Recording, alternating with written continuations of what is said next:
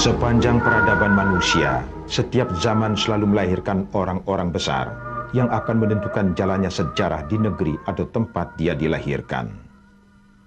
Peristiwa-peristiwa besar seperti revolusi, peperangan, penemuan baru di bidang ilmu pengetahuan atau benua baru tidak lepas dari peranan orang-orang besar yang mendorong atau menggerakkan terjadinya peristiwa itu.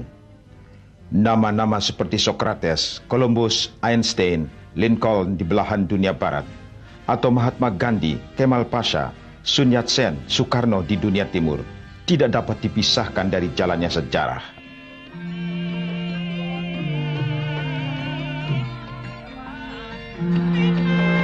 Siapakah Soekarno?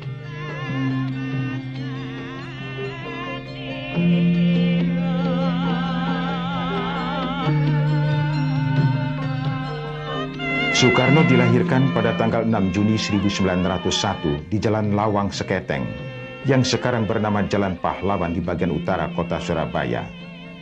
Ayahnya Raden Sukemi Sosrodihardjo adalah seorang guru.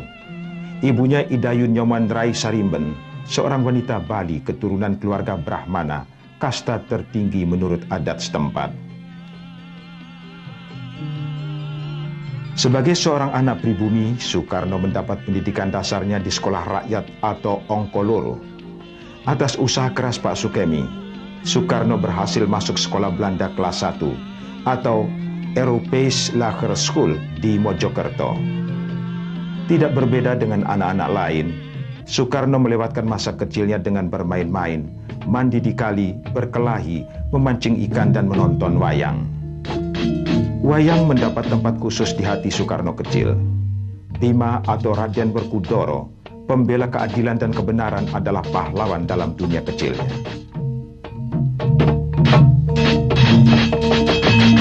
Dalam usia 15 tahun, Soekarno masuk ke sekolah lanjutan Belanda 5 tahun, HBS atau Hogere Burger School, sekolah elit pada masanya. HBS merupakan sekolah persiapan untuk menempuh pendidikan universiter. Soekarno merupakan salah seorang dari 20 murid Indonesia di sekolah yang mayoritas pelajarnya adalah bangsa Belanda. Ia tinggal bersama keluarga Cokro Aminoto, sahabat ayahnya. Rumah Cokro Aminoto berjarak sekitar 2 km dari sekolahnya. Cokro Aminoto adalah ketua Partai Serikat Islam yang beranggota 2,5 juta orang. Di masa itulah Soekarno mulai bersentuhan dengan dunia pergerakan kemerdekaan Indonesia. Di rumah ini, dalam suasana serba kekurangan, Soekarno mengenal dari dekat pemimpin-pemimpin pergerakan nasional seperti Kiai Haji Agus Salim, Dr. Cipto Mangunkusumo, Dawes Dekker, Semaun, Alimin, Muso, dan lain-lain. Diskriminasi yang dialaminya di sekolah dan diskusi-diskusi yang didengarnya di rumah Pak Cokro menimbulkan kesadaran nasional yang kuat dalam kalbu Soekarno muda. Di luar jam sekolah, dengan setia ia mengikuti Pak Cokro dalam kegiatan propaganda Serikat Islam. Soekarno berkesimpulan bahwa pidato Pak Cokro terlalu datar dalam irama pengucapannya. Dalam organisasi kepemudaan Trikoro Darmo, Soekarno mulai mengembangkan bakatnya sebagai ahli pidato ulung. Ia juga mulai menulis karangan-karangan dengan nama samaran Bima, tokoh pujaannya dalam dunia pewayangan.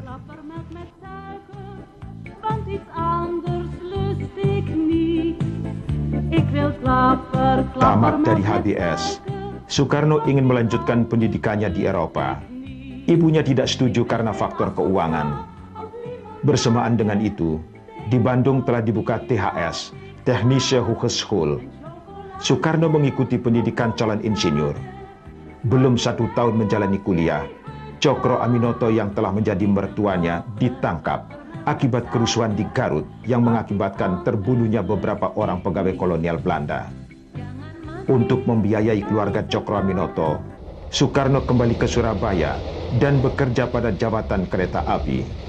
Di sini ia berhubungan secara leluasa dengan kaum buruh kereta api dari seluruh Jawa Timur, terutama pimpinan serikat buruhnya.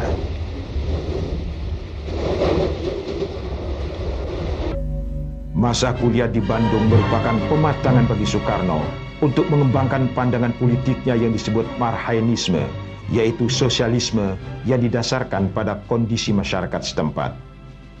Soekarno menegaskan bahwa ia seorang kiri, seorang sosialis, tetapi bukan komunis.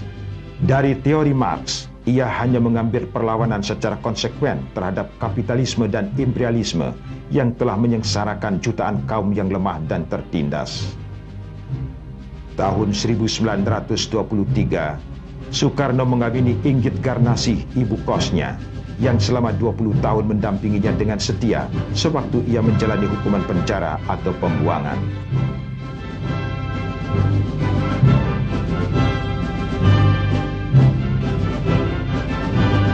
Setamat dari THS pada tahun 1926, Soekarno bersama kawannya Anwari mendirikan Biro Arsitek dan menolak bekerja pada pemerintah atau menjadi asisten pengajar di alma maternya.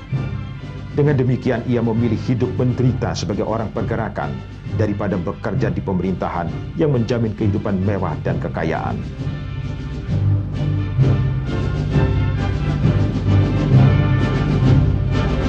Pada tahun 1930, Soekarno ditangkap bersama Maskun, Gatot Mengkupraja, dan Supriyadinata dengan tuduhan kegiatan politiknya dianggap mengganggu ketertiban umum. Dalam sidang pengadilan di Bandung, ia membacakan pembelaannya, Indonesia Menggugat. Pembelaan Soekarno lebih merupakan orasi politik yang menuduh kejahatan pemerintah kolonial Hindia Belanda terhadap rakyat Indonesia, dan ia pun tahu konsekuensi yang harus ditanggungnya. Pengadilan Negeri Bandung dalam keputusannya yang dikuatkan oleh Pengadilan Tinggi atau Radvan Justisi menghukum Soekarno 4 tahun penjara. Soekarno menjalani hukumannya di penjara Sukamiskin Bandung. 8 bulan pertama ia mengalami isolasi, tidak boleh bertemu siapapun termasuk istrinya Inggit Garnasih. Bagi seorang pemimpin yang berada di tengah-tengah masa, hukuman ini dirasakan sangat berat. Hukuman yang sama dialaminya kembali menjelang hari-hari akhirnya oleh pemerintah Indonesia yang kemerdekaannya ia perjuangkan selama berpuluh tahun. Namun dinding penjara tidak dapat memadamkan semangat perjuangan seperti diinginkan oleh pembesar-pembesar kolonial. Dengan berbagai cara, Soekarno berhasil menghubungi kawan-kawan seperjuangan melalui Inggit Garnasih, sang istri yang setia. 8 bulan setelah dibebaskan dari Sukamiskin, Soekarno ditangkap kembali dan ditahan di kantor polisi Jakarta dan Sukamiskin selama 8 bulan, sebelum akhirnya diputuskan untuk dibuang keluar Pulau Jawa. Gubernur Jenderal De Jonge dengan mempergunakan hak eksorbitan Recht tanpa proses pengadilan memutuskan pembuangan Soekarno, Hatta, dan Syahrir. Soekarno ke Endeh di Pulau Flores, sedangkan Hatta dan Syahrir ke Bovendigul di tanah Papua.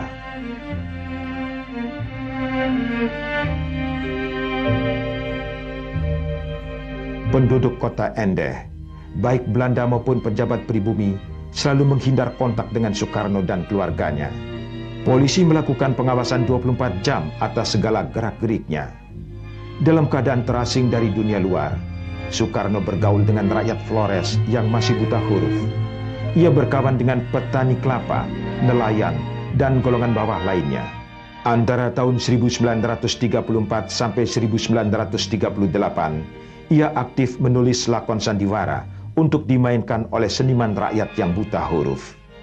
Ia membentuk perkumpulan sandiwara Kalimutu, mengambil nama sebuah danau 3 warna yang terkenal di Flores. Bulan Februari 1938, Soekarno sekeluarga dipindahkan ke Bengkulu setelah tinggal di pengasingan di Endeh selama 5 tahun. 2 orang pembantu setianya, Riwu dan Darhan, mengikuti keluarga Soekarno ke pembuangan yang baru. Jika di Flores Soekarno aktif melakukan korespondensi dengan Hasan Bandung tentang Islam, di tempat pembuangan yang baru ia aktif bergerak dalam perkumpulan Muhammadiyah. Sebagai ketua bagian pengajaran, ia aktif mengajar. Salah seorang muridnya adalah Siti Fatimah, yang kemudian menjadi istrinya dan lebih dikenal dengan nama Fatmawati, nama pemberiannya.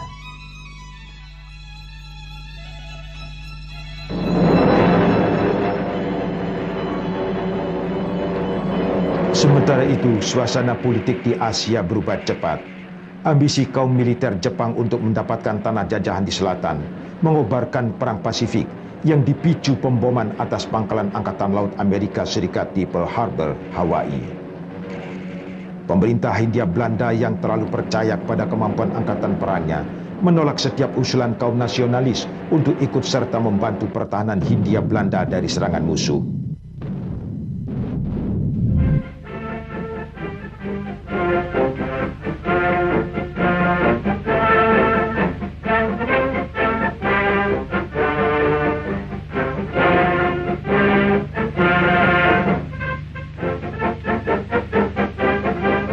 Bulan Februari 1942, Jepang menyerang Bengkulu setelah berhasil menduduki Palembang, pusat industri perminyakan di Sumatera.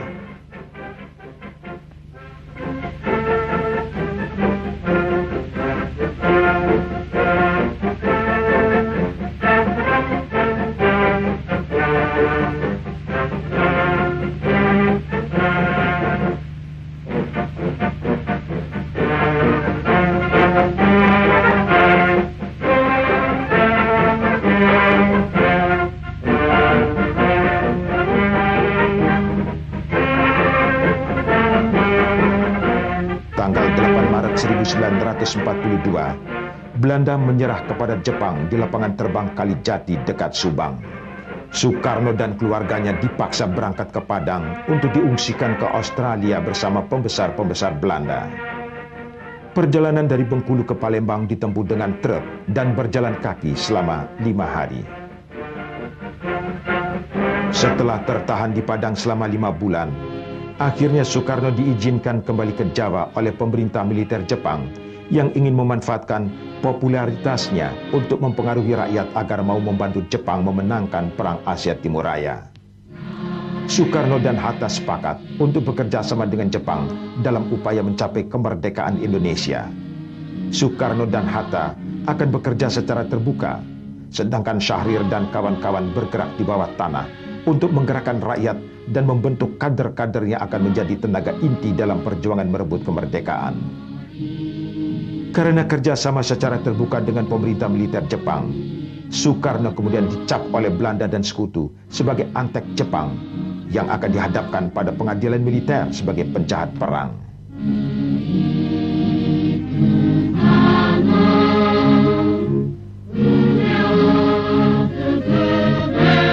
Pemerintah Jepang juga membentuk parlemen bayangan yang dinamakan Chuo Sangi-in yang bertugas memberi nasihat kepada pemerintah mengenai berbagai hal. Meskipun fungsi Chuo Sangi-in lebih rendah dibandingkan dengan Volksraad di masa penjajahan Belanda, wakil-wakil yang duduk dalam dewan ini berusaha mempergunakan setiap kesempatan yang ada untuk tujuan nasional mereka.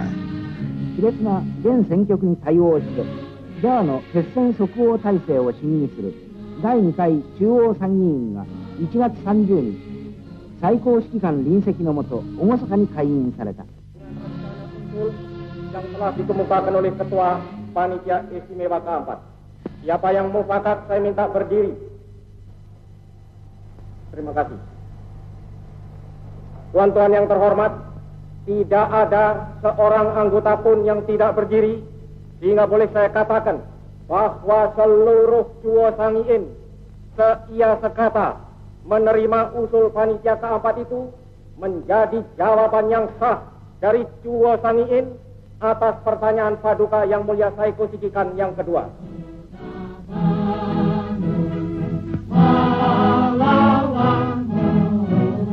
Untuk menyiapkan kekuatan yang terlatih, Soekarno mengusulkan agar dibentuk Tentara Sukarela Pembela Tanah Air atau PETA. Meskipun mendapat tantangan keras dari pemimpin lain seperti Hatta dan Syahrir, Soekarno berkeras dengan pendiriannya dan menempatkan kader-kadernya seperti Gatot Mangkupraja untuk masuk dalam PETA. Pada saat Indonesia merdeka, opsir-opsir PETA ini menjadi inti Tentara Nasional Indonesia di samping unsur-unsur pejuang dari kelas sekarang.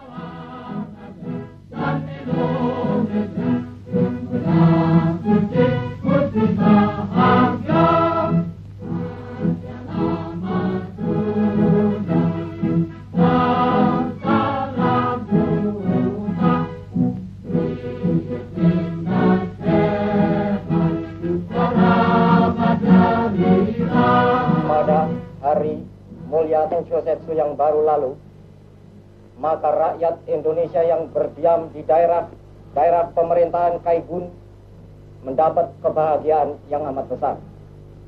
Pada hari itu diperkenankanlah berkibar bendera kebangsaan kita sang merah putih, dinyanyikan lagu Indonesia Raya, serta ditambah kesempatan bagi penduduk di sana untuk ikut campur mengambil bagian di dalam pemerintahan negeri. Dengan bantuan Mensehu serta Jawa Gunsekanbu, maka saya dari tanggal 26 April sampai tanggal 2 Mei yang baru lalu berada di Sulawesi untuk memberi bantuan kepada usaha peperangan dan persiapan Indonesia merdeka. Rakyat Indonesia di daerah Kaigun telah insaf seinsaf-insafnya bahwa dua usaha ini tidak dapat dipisahkan satu dari yang lain. Perang yaitu merdeka, merdeka yaitu perang. Juga di sana saya gemblengkan di dalam hati sanubari rakyat bahwa kewajiban kita bukan hanya mencapai Indonesia merdeka selekas mungkin, tetapi memiliki Indonesia merdeka itu buat selama-lamanya. Syarat mutlak untuk memiliki Indonesia merdeka buat selama-lamanya ialah lenyapnya, hancur leburnya imperialisme Inggris, Amerika, Belanda dari benua Asia.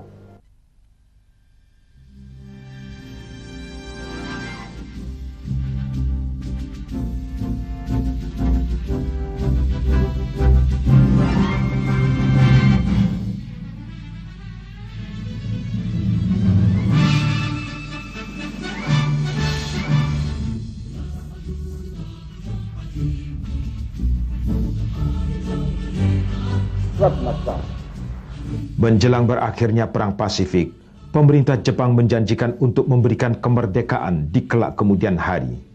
Menyambut pernyataan pemerintah militer ini, Soekarno dalam pidatonya di depan Saiko Sakikang menyatakan, Paduka Yang Mulia Saiko Sakikang, dengan hati yang terharu, kami menerima pengumuman bahwa Kerajaan Dainippon memperkenankan kemerdekaan segenap bangsa Indonesia di kemudian hari. Hati dan jiwa kami meluaplah dengan rasa terima kasih yang sekhidmat-khidmatnya kepada Yang Maha Mulia Tenno Heika yang bermurah hati memperkenankan terkabulnya cita-cita kami yang telah berpuluh-puluh tahun itu. Dengan hormat, saya atas nama segenap rakyat Indonesia meminta kepada Paduka Tuan supaya Paduka Tuan mempersembahkan terima kasih kami ke bawah duli Yang Maha Mulia Tenno Heika. Paduka Tuan, di dalam pengumuman Kerajaan Dainippon itu tidak dinyatakan saatnya Indonesia diperkenankan merdeka, kecuali dengan kata-kata di kemudian hari. Tetapi kami pun menyerahkan saat kemerdekaan Indonesia itu kepada Yang Maha Mulia. Yang Maha Mulia lah terlebih bijaksana. Yang Maha Mulia lah terlebih mengetahui. Kami hanya insaf bahwa lekas atau lambatnya saat itu datang adalah tergantung daripada besar atau kecilnya usaha kami untuk mendapat kecakapan-kecakapan yang perlu buat kemerdekaan, dan daripada besar atau kecilnya usaha kami untuk membantu lekas tercapainya kemenangan akhir peperangan Aceh Timur Raya. Tenno Heika, bantai! Bantai! Bantai!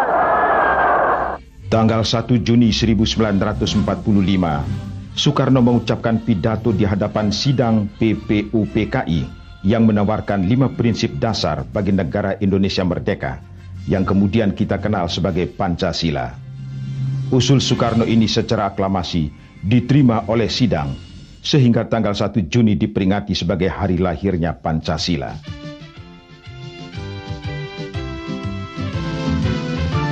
Sementara itu situasi peperangan semakin memburuk. Tentara Jepang dipukul mundur pada setiap front di Pasifik. Puncaknya ialah pemboman kota Hiroshima dan Nagasaki yang memaksa Kaisar Jepang atau Tenno Heika yang dianggap keturunan dewa itu memaklumkan berakhirnya Perang Asia Timur Raya.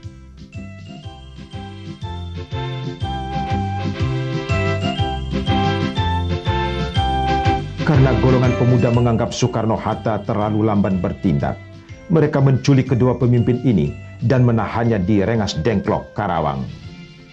Soekarno dan Hatta masih menunggu persetujuan Jepang untuk kemerdekaan, walaupun Jepang sudah tidak berwenang lagi. Soekarno-Hatta tidak bisa dibujuk.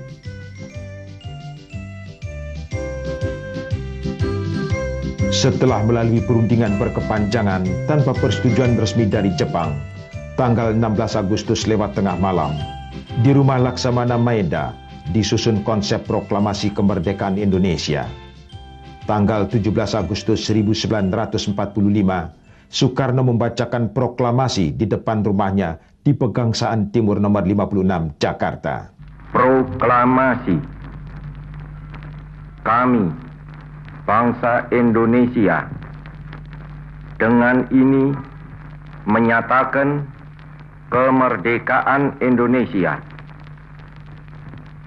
Hal-hal yang mengenai pemindahan kekuasaan dan lain-lain diselenggarakan dengan cara saksama dan dalam tempo yang sesingkat-singkatnya. Jakarta, 17 Agustus 1945, atas nama bangsa Indonesia, Soekarno-Hatta.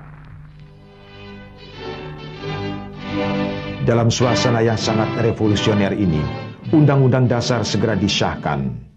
Kabinet Republik Indonesia pertama disusun, dan dengan segala cara, proklamasi kemerdekaan disiarkan secara luas, baik di Indonesia maupun ke seluruh dunia.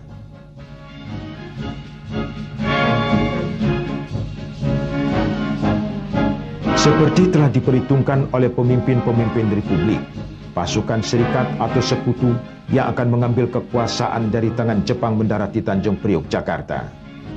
Bersamaan dengan itu, ikut pula menyelundup pasukan Belanda yang merasa ikut memenangkan perang dan akan menanamkan kembali kekuasaannya di Indonesia. Meskipun dalam keadaan serba kekurangan, terutama dalam persenjataan, rakyat Indonesia melakukan perlawanan untuk mempertahankan negara merdeka yang telah diperjuangkan selama berpuluh tahun.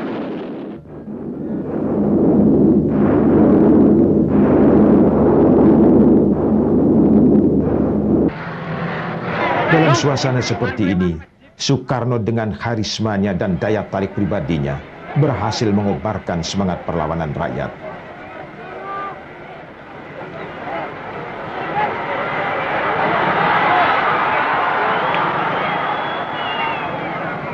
Saya minta saudara-saudara diam semua.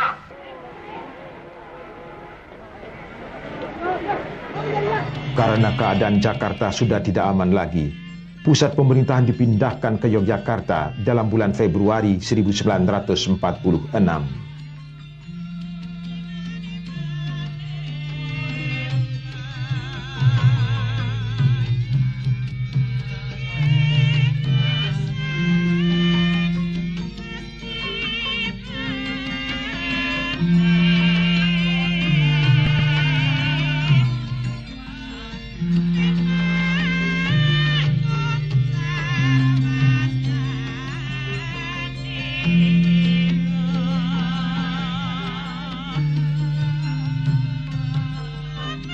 Meskipun di meja perundingan telah disepakati penyelesaian sengketa dengan Belanda di bawah pengawasan PBB, namun Belanda selalu melanggar perjanjian-perjanjian yang telah disetujuinya sendiri.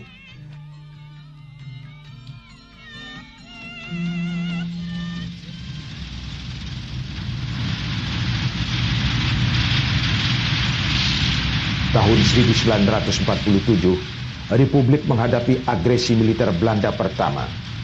Daerah-daerah penghasil devisa yang memiliki perkebunan seperti Jawa Timur dan Jawa Barat serta Sumatera Timur direbut Belanda.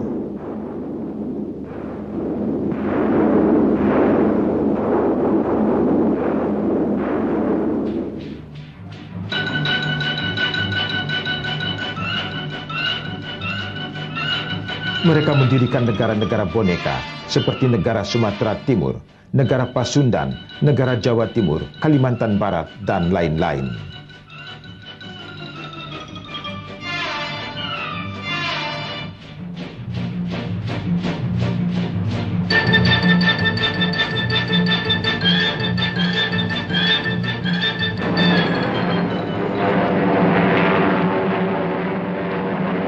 Tanggal 19 Desember 1948, Belanda melancarkan agresi militer kedua yang dipimpin langsung oleh panglimanya, Jenderal Simon Spoor. Yogyakarta, ibu kota revolusi, berhasil diduduki. Soekarno-Hatta bersama para pemimpin republik ditawan dan diasingkan, masing-masing di Brastagi, kemudian Prapat, dan di Pulau Bangka.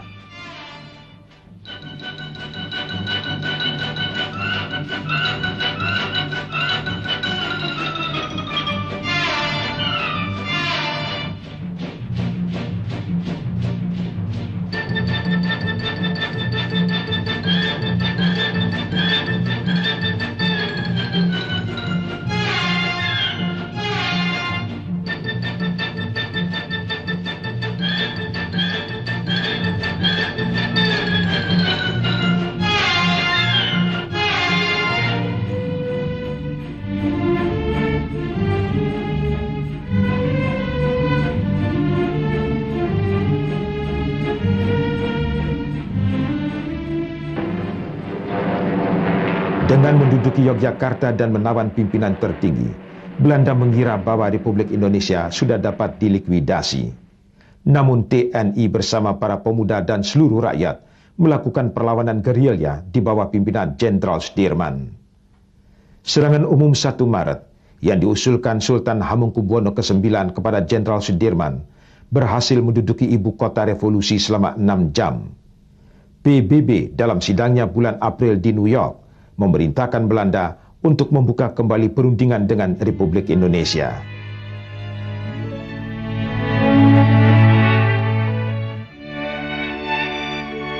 Bagi pemimpin-pemimpin bangsa seperti Soekarno, Hatta, dan Syahrir, pembuangan atau pengasingan merupakan pengalaman lama dalam perjuangan pergerakan prakemerdekaan. Di tempat pengasingannya, Soekarno seperti pada tahun 30-an, melewatkan waktunya dengan rakyat di sekitarnya. Atas tekanan Amerika Serikat dan dunia internasional, Belanda terpaksa kembali ke meja perundingan untuk mencari penyelesaian damai atas konfliknya dengan Indonesia. Kesepakatan yang dicapai dalam persetujuan Rum van Rooyen menetapkan bahwa Soekarno-Hatta dan para pemimpin Indonesia dibebaskan dan dikembalikan ke Yogyakarta.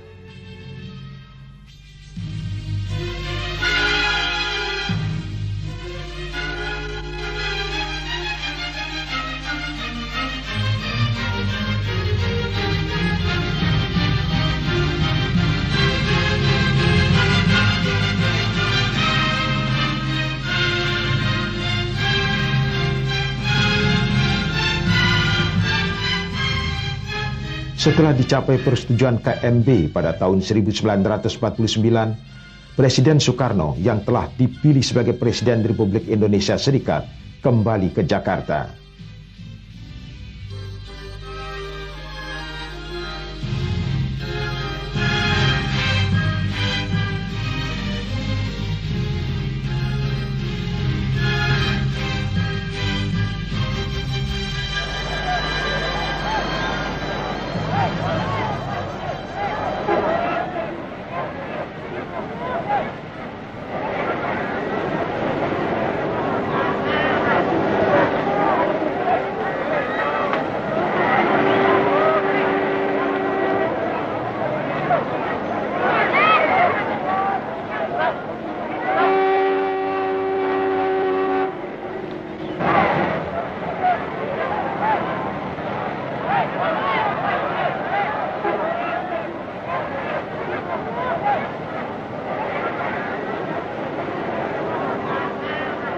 Dalam pidatonya di tangga Istana Merdeka, Soekarno kembali memukau rakyat dengan pidatonya yang bersejarah.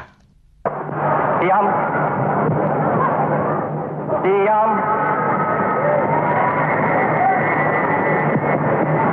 Saudara-saudara sekalian, Alhamdulillah saya ucapkan di hari Allah Subhanahu wa Ta'ala. Ini hari aku telah menginjak lagi bumi Jakarta. Sudah hampir 4 tahun lamanya saya tidak bersuara. 4 kali 365 hari saya berpisah dengan rakyat Jakarta. Laksana rasanya seperti berpisah 40 tahun, saudara-saudara. Kepada pegawai, kepada saudara-saudara marhain, saudara-saudaraku tukang becak, saudara-saudaraku tukang sayur, saudara-saudaraku pegawai yang sekecil-kecilnya,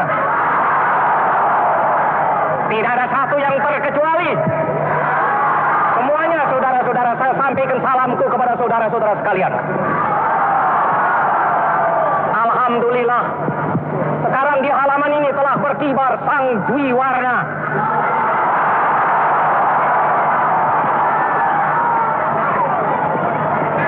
Benar, saudara-saudara, penyerahan kedaulatan ini adalah hasil daripada goodwill, maksud yang baik, pengertian yang baik antara Indonesia dan Belanda, antara Indonesia dan dengan seluruh dunia internasional. Memang kami berterima kasih atas goodwill itu. Saya pun pada saat sekarang ini, saudara-saudara, menyampaikan terima kasihku kepada semua utusan-utusan agung daripada negara-negara asing yang pada ini hari telah hadir di sini.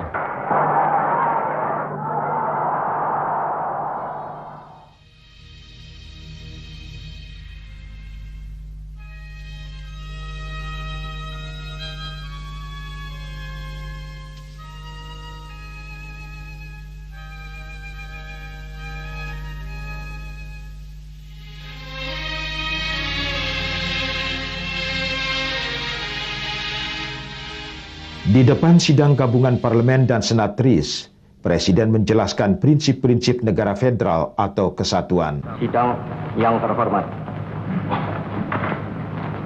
marilah kita lebih dahulu bersama-sama memekikkan salam nasional kita. Merdeka!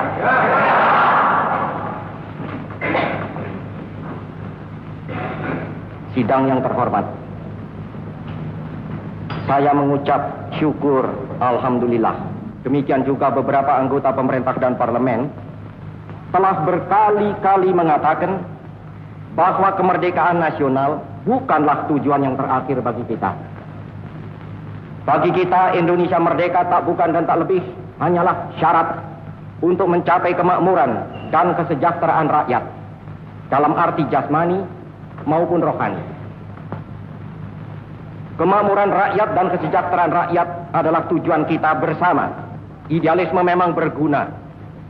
Ajukanlah idealisme Tuhan itu dalam hal mencapai kemakmuran dan kesejahteraan rakyat, supaya idealisme Tuhan itu menjadi pendorong bagi pemerintah dalam bekerja dan berusaha. Tetapi agar supaya idealisme itu dapat dikerjakan, hendaklah ia diajukan dengan memperhatikan realitas yang kita hadapi sekarang, dengan mempertimbangkan bukti-bukti yang nyata. Apa jalan-jalan itu? Di antaranya ialah, pertama, mengadakan rasionalisasi dalam susunan negara dan dalam badan-badan dan alat-alat pemerintahan. Struktur daripada negara kita sebagai federasi pada prinsipnya mungkin dipertahankan, akan dapat memberi sumbangan yang tidak kecil untuk meringankan beban pemerintah dengan menempatkan tenaga-tenaga yang berkelebihan di dalam perusahaan-perusahaannya itu. Oleh karena itu, maka lebih jelaslah lagi betapa pentingnya adanya keamanan dan ketentraman di seluruh Indonesia. Merdeka!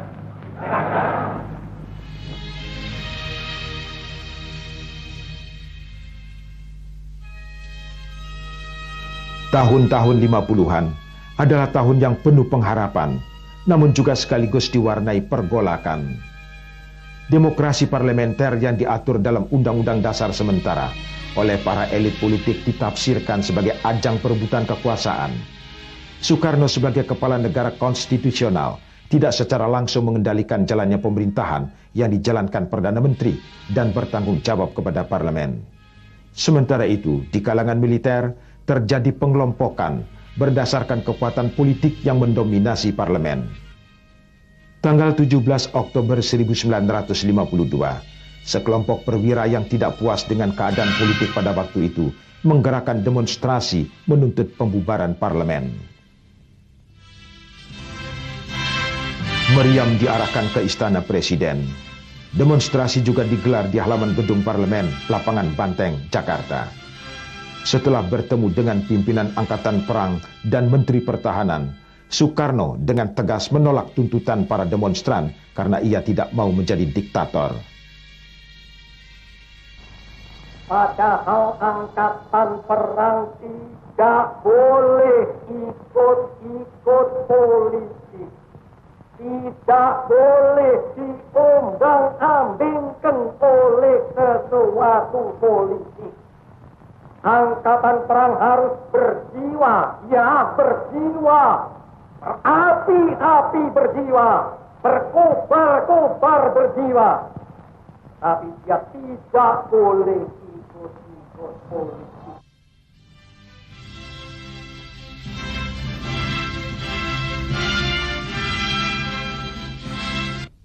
Pemilihan umum tahun 1955 yang dianggap sebagai pemilu paling bersih dalam masa 50 tahun menghasilkan 4 partai besar yang mendominasi parlemen, yaitu Partai Nasional Indonesia atau PNI, Partai Islam Masyumi, Nahdlatul Ulama, dan PKI. Partai besar semasa revolusi seperti Partai Sosialis Indonesia atau PSI sangat merosot perolehan suaranya, sehingga secara faktual telah tersingkir dari percaturan politik di Indonesia. Karena tidak ada mayoritas satu partai, perpecahan atau persaingan berlanjut terus.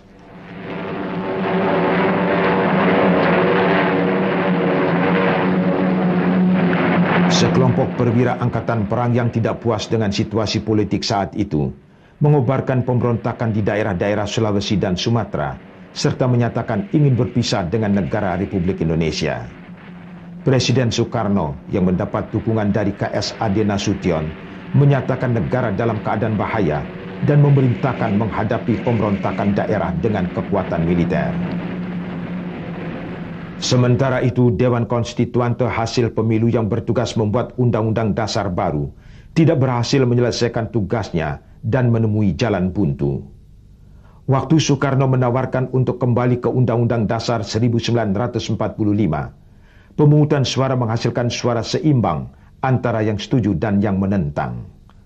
Akhirnya pada tanggal 5 Juli 1959, melalui dekret Presiden dan dukungan Angkatan Darat, Presiden Soekarno menyatakan berlakunya kembali Undang-Undang Dasar 1945, menetapkan Undang-Undang Dasar 1945 berlaku lagi.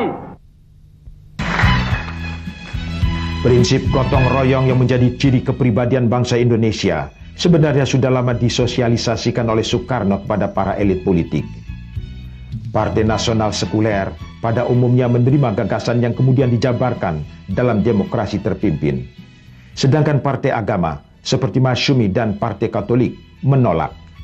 Alasan penolakan adalah karena mereka tidak setuju dalam suatu pemerintahan yang di dalamnya terdapat unsur komunis.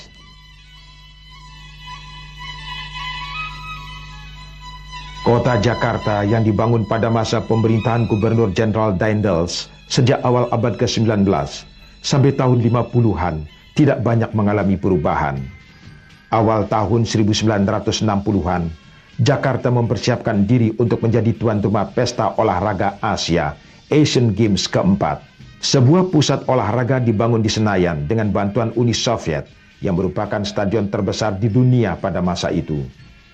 Sebuah jalan raya atau boulevard yang menghubungkan pusat kota dengan kota baru Kebayoran dibangun. Kini kita kenal sebagai Jalan Jenderal Sudirman. Pesta olahraga Asian Games keempat yang dibuka pada tanggal 20 Agustus 1962 merupakan puncak dari impian Soekarno untuk sebuah pesta besar atau ekstravaganza seperti ucapan Julius Caesar yang terkenal, "Berilah rakyat roti dan sirkus, maka semua akan beres."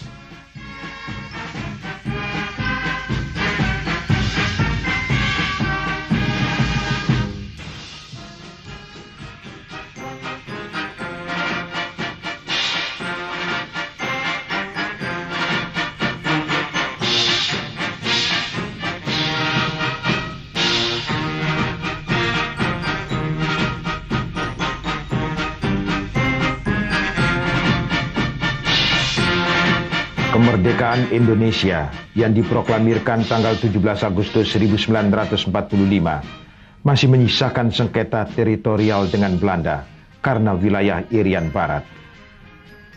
Menurut sebuah klausul dalam perjanjian KMB 1 tahun setelah pengakuan kedaulatan, status Irian Barat akan ditentukan berdasarkan keinginan rakyat Irian sendiri.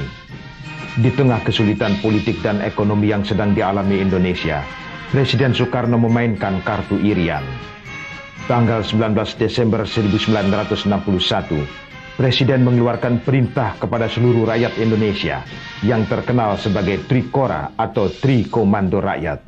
Dengarkan saudara-saudara, komando saya dengan tegas ialah gagalkan, hei seluruh rakyat Indonesia, gagalkan pendirian negara Papua itu. Apa komando saya lagi? Hei seluruh rakyat Indonesia, kibarkan bendera Sang Merah Putih di Papua, di negara di Irian Barat itu. Tegas saya memberi komando ini, gagalkan negara Papua itu, kibarkan bendera Sang Merah Putih di Irian Barat, gagalkan, kibarkan bendera kita, dan siap sedialah akan datangnya mobilisasi umum. Mobilisasi umum yang mengenai seluruh rakyat Indonesia untuk membebaskan Irian Barat sama sekali daripada cengkeraman imperialisme Belanda.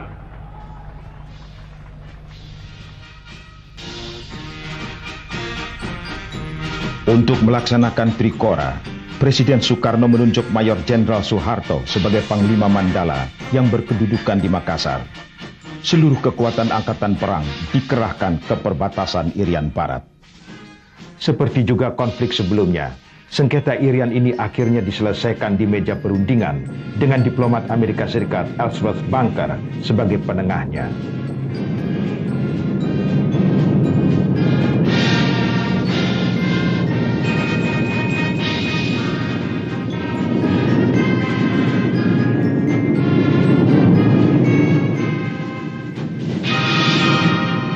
Tanggal 1 Mei 1963, Irian Barat kembali ke pangkuan Ibu Pertiwi setelah 1 tahun berada di bawah pemerintah sementara PBB UNTEA. Setelah Irian Barat bersatu kembali dengan Negara Kesatuan Republik Indonesia, MPRS dalam sidangnya pada tahun 1963 mengangkat Soekarno sebagai presiden seumur hidup. Meskipun keputusan MPRS ini bertentangan dengan Undang-Undang Dasar 45, tidak ada yang berani mengoreksi atau memperingatkan pelanggaran itu. Praktis hampir seluruh kekuasaan politik dikendalikan oleh lembaga kepresidenan.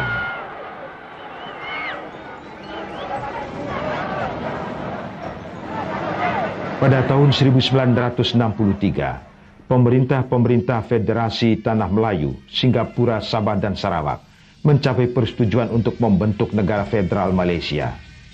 Presiden Soekarno mencurigai pembentukan negara baru ini sebagai usaha neokolonialisme Inggris mengepung Indonesia yang waktu itu sedang meluncurkan gagasan The New Emerging Forces. Kekuatan baru ini akan menjadi imbangan bagi negara-negara barat yang digambarkan sebagai kekuatan kolonial baru. Soekarno melancarkan konfrontasi dengan semboyan Ganyang Malaysia. Tetapi para analis dan pengamat politik melihat konfrontasi ini sebagai siasat Soekarno untuk mengalihkan perhatian rakyat dari kesulitan ekonomi yang sedang membayangi Indonesia. Sebagai Panglima Ganyang Malaysia, Soekarno mengangkat Laksamana Madya Udara Omar Dhani yang bukan dari Angkatan Darat. Maka di kalangan militer pun timbul keretakan sebagai akibat rivalitas antar angkatan.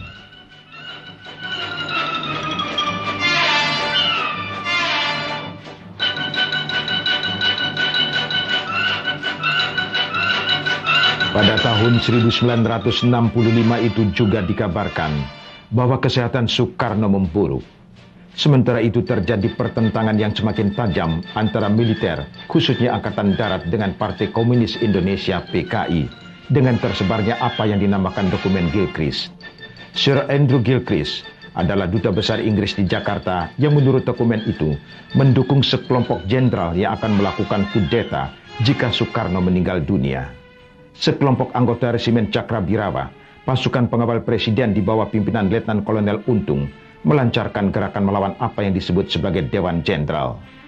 Peristiwa itu kemudian dikenal sebagai Gerakan 30 September PKI yang membawa korban 7 perwira Angkatan Darat, terdiri dari 6 orang jenderal dan 1 perwira.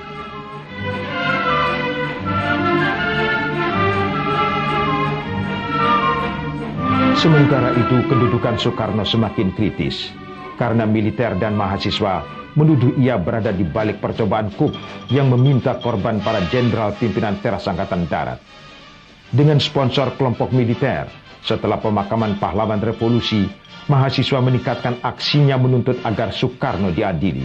Dalam suasana penuh konflik itu, Soekarno tidak henti-hentinya memperingatkan agar tetap dijaga persatuan, tidak ikut menyalahkan PKI secara hitam putih, dan menghentikan pembunuhan atas orang-orang yang dituduh PKI.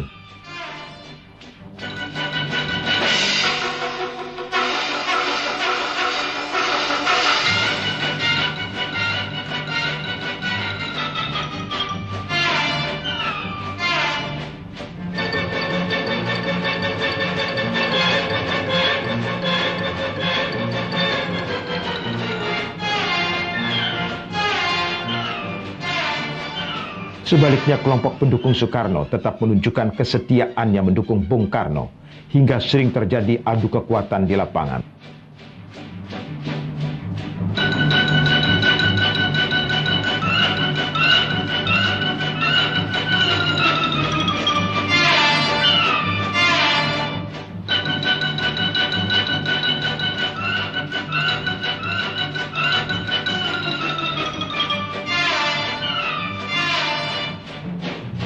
Pada tanggal 11 Maret 1966, keluarlah apa yang dinamakan Surat Perintah 11 Maret yang memberi wewenang kepada Soeharto untuk memulihkan keamanan. Dalam pidatonya yang terakhir di hadapan rakyat pada tanggal 17 Agustus 1966, Presiden Soekarno menegaskan bahwa Surat Perintah 11 Maret bukan berarti pengalihan kekuasaan. Surat Perintah 11 Maret itu mula-mula dan memang sejurus waktu membuat mereka bertampik sorak-sore kesenangan. Dikiranya SP 11 Maret adalah satu penyerahan pemerintahan. Dikiranya SP 11 Maret itu satu transfer of sovereignty, of authority. Padahal tidak. SP 11 Maret adalah satu perintah pengamanan. Perintah pengamanan jalannya pemerintahan. Pengamanan jalannya ini pemerintahan. Demikian kataku pada waktu melantik kabinet. Kecuali itu, juga perintah pengamanan keselamatan pribadi presiden. Perintah pengamanan wibawa presiden. Perintah pengamanan ajaran presiden. Perintah pengamanan beberapa hal. Isi jiwa kita yang sedalam-dalamnya. Maka pokok intisari mandat, pokok intisari mandat yang saya terima dari MPRS ialah membangun bangsa, nation building, dari kemerosotan zaman kolonial untuk dijadikan satu bangsa yang berjiwa, yang dapat dan mampu menghadapi semua tantangan. Satu bangsa yang merdeka dalam abad ke-20 ini. Itulah intisari pokok daripada mandat MPRS kepada saya.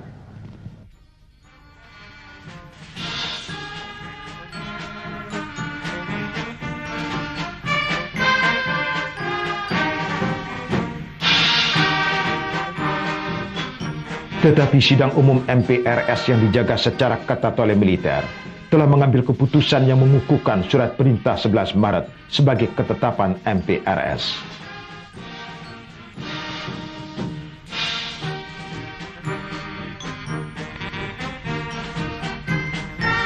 Dengan demikian kekuasaan pemerintah praktis berada di tangan Soeharto yang diangkat sebagai ketua presidium kabinet.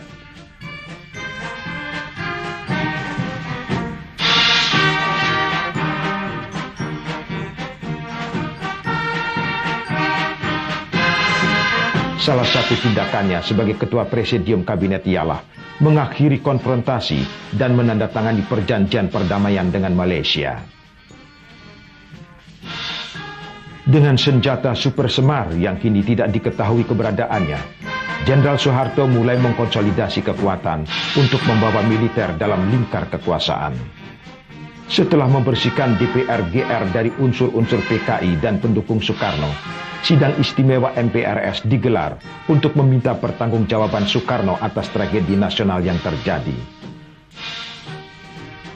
Dalam upaya pertahanan terakhir, Presiden Soekarno memberikan pidato pertanggungjawaban yang disebut Nawaksara. Presiden Soekarno antara lain mengatakan, malahan dalam sidang umum MPRS kedua pada bulan Mei tahun 1963, saudara-saudara sekalian telah menetapkan saya menjadi presiden seumur hidup. Dan pada waktu itu pun saya telah menjawab keputusan saudara-saudara itu dengan kata-kata, alangkah baiknya jikalau nanti MPR, bukan sekadar MPRS, jikalau nanti MPR, yaitu MPR hasil pemilihan umum, masih meninjau soal ini kembali. Dan sekarang ini pun saya masih tetap berpendapat demikian. Dalam pada itu, Presiden memegang dan menjalankan tugas, wewenang, dan kekuasaan negara serta pemerintahan. Pasal 4, pasal 5, pasal 10, 14, pasal 12, 13, 14, 15, 16, 17, alat ayat 2. Jadi saya mau beri nama pertama dengan perkataan Nawa. Nawa apa? Ya karena saya tulis, saya mau beri nama Aksara. Terus Nawa Aksara, atau disingkatkan Nawaksara. Pidato Nawaksara ditolak. MPRS dalam sidang istimewa tahun 1967 memberhentikan Soekarno dari jabatan presiden dan mengangkat Jenderal Soeharto sebagai pejabat presiden.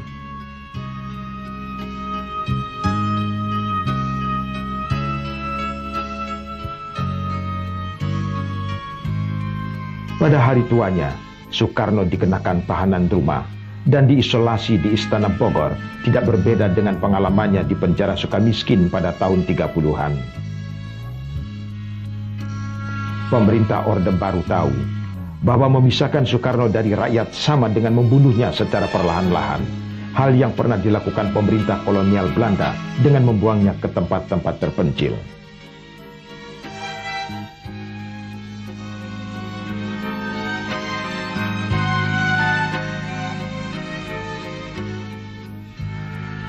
Pada tanggal 21 Juli 1970, Soekarno wafat dalam usia 69 tahun akibat komplikasi berbagai penyakit yang dideritanya. Pemakaman Soekarno di Blitar menunjukkan betapa kecintaan rakyat yang mendalam kepada pemimpinnya. Sepanjang jalan antara Pangkalan Udara Abdurrahman Saleh di Malang sampai ke tempat peristirahatan terakhir, rakyat berdiri dengan membisu, menundukkan kepala, bahkan menitikkan air mata.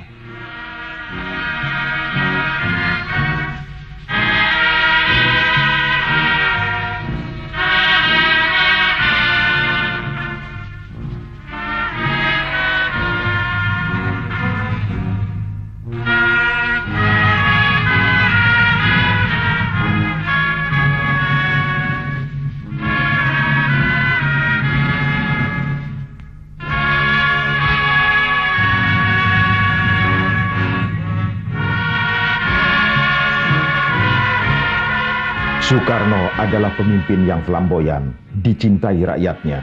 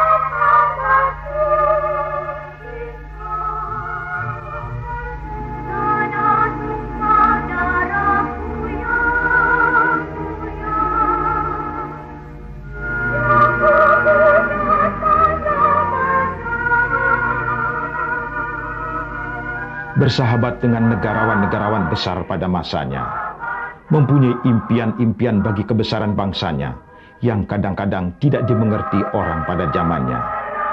10 tahun sebelum berhenti sebagai presiden, Jenderal Soeharto memutuskan untuk memugar makam Soekarno, mendirikan sebuah monumen di Pegangsaan Timur 56 dan memberikan nama Soekarno-Hatta untuk sebuah bandar udara internasional di luar kota Jakarta.